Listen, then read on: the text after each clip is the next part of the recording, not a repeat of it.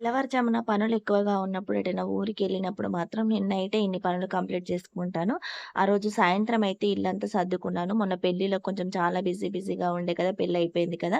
ఇంట్లో పనులైతే కంప్లీట్ చేసుకుంటున్న తర్వాత స్టిచ్చింగ్స్ అయితే ఉంటాయి కదా! స్టిచ్చింగ్ వర్క్స్ అయితే పక్కకు పెట్టి ఇంట్లో పనులన్నీ కంప్లీట్ చేసుకుంటున్నాను.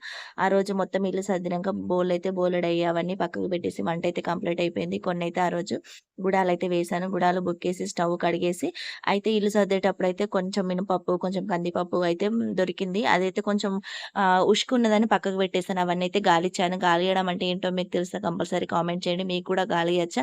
అవి 2 గాలిచ్చి కొంచెం కందిపప్పు పరము, కొంచెం మినపప్పు పరము అయితే గాలిచ్చి పక్కకు పెట్టుకొని అందులోకైతే ఒక గ్లాసు బొబ్బర్లయితే తీసుకొని మూడిటినైతే నానబెట్టుకొని పక్కకు పెట్టుకున్నాను. తర్వాత బోలెలన్నీ తోముకొని బచ్చి ఇంట్లో అయితే పెట్టుకున్నాను. అవైతే సర్దలేదు. మొత్తం వాటర్ అంతా అయిపోయినాక పొద్దునైతే సర్ది పెట్టుకున్నాను. తర్వాత ఆ రోజు విండుకున్న బట్టలన్నీ నీట్‌గా సర్దుకొని నెత్తికి ఆయిల్ పెట్టుకొని ఫ్రెష్ అప్ అయి పడుకునే వరకైతే రాత్రి 11 అయింది. ఇలా ఉంటాయి పనులు. రేపు ఏమన్నా పనులుంటే మాత్రం ఈరోజు ఇన్ని పనులు చేసుకొనే పడుకుంటాను. మీరు కూడా ఇంతేనా? వీడియో నచ్చితే లైక్ చేయండి. ఛానెల్‌ని సబ్స్క్రైబ్ చేసుకోకపోతే మాత్రం సబ్స్క్రైబ్ చేసుకోండి.